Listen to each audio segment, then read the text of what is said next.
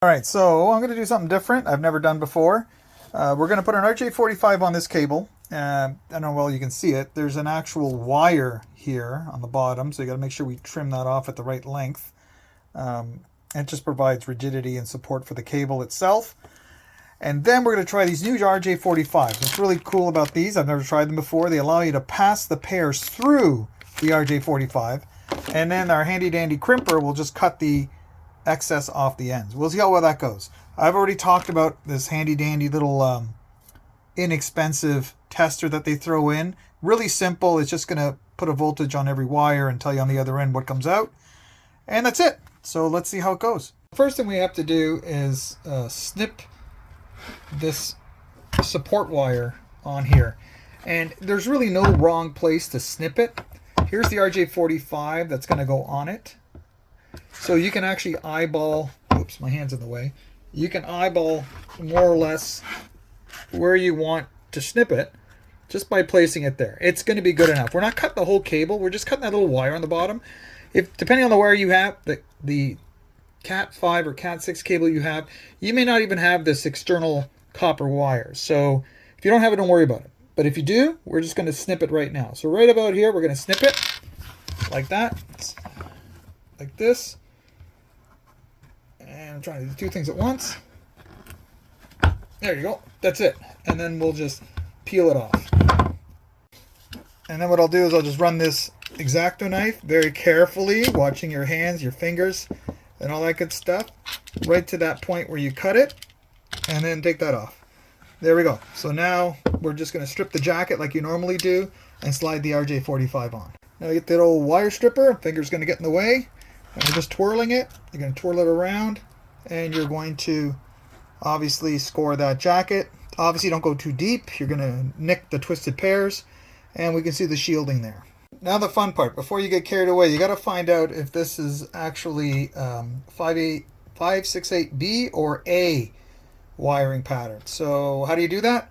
Well, I don't know how well you can see it in the camera, but this one starts with green and then orange and so on and so on and so on. If it started with orange, then that would be B. And this one starts with green, so this is an A. So I have to make sure I match that properly on the other end. And if you don't know, you can always look it up on the internet, or this actual crimper. Let's see if I can show it to you real fast. It actually has a little diagram right on the handle as well. Okay?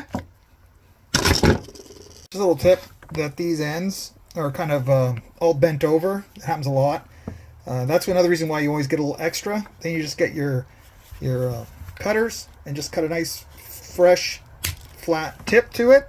And that'll help straighten things out when you put it in the RJ45. What I normally do is I try to straighten them out as much as I can, and then I use the back of the stripper, the one without a blade, and I just press down and I just straighten them out just so they're easier to handle as you put it into the RJ45. So after you think you've got them all lined up right, you're going to just snip it, like I said, with the wire cutter. Just kind of snip it, have a nice clean edge. It also keeps them all kind of pressed together a little bit better, so when you slide, I'm trying to do this without blocking view of the camera. So when you slide this into the actual RJ45, you're more likely to keep the same order of those cables. So now this one is supposed to have the wires come right through. So we'll see how that goes. So I don't mind showing you my mistakes. First blooper, all the cables did not come through, so they must have gotten twisted in the body. So for the people who thinks that these pass-through ones are going to be so much easier, it's going to take a little bit of practice, but let's give it another try. Just took the RJ45 off, and you can see that? So it obviously didn't line up properly with that hole. So I'll just straighten them out and try it again. So the trick seems to be strip back a lot more cable than you normally would, so you can actually get it through. And I think this, I don't know what gauge this outdoor cable is. I think it may be a bit thick for the actual RJ45. It's going through though, but it's taking a little bit of work. So basically I grabbed the end with a needle nose plier and just pulled it through. It worked pretty good. And now I can actually compare my color codes to make sure that I've got the right order and nothing got twisted, but it looks good. All right, let's see if I can explain this right. So this is the crimper the RJ45s came with. and you can see the blade is on the back side. So I can show you better here. See that? That's going to cut the excess off. So obviously the blade needs to go on the outside, and make sure you choose the correct die. Let's see if I can get this thing through, because again, there's a lot of extra cable there. I don't mind showing you futzing around. That's what you're going to end up doing anyways. There you go. And then the RJ45 will go in there. Let's see if I can somehow show this to you. There you go. So get it all the way in, and then squeeze. And done. So now we're going to test her out and see how it goes. Alright, so plug the cables in.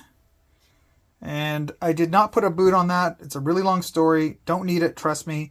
I'm also using unshielded RJ45. Do you know why? That's all they had. This is literally going in for 2 weeks. I'm sure it'll be fine. The other end is in an actual enclosed cabinet, so I'm fine with that. Everything's grounded, so I'm fine with that. So this is less of an issue than I would regularly be concerned about. If it was an issue, the shield, then I would obviously come back, repair it properly, or replace the cable. This is because we got to get something done, and there's no other option. So I'm going to turn on our tester, our little tester that came with it. You can see 1, 2, 3, 4, 5, 6, 7, 8. Good. Obviously, the left side had a ground. The right side does not. So if you pay attention, the ground will not light up there. That's fine. That's what I expect. So we should be good to go. I'm going to go plug her in and see what happens.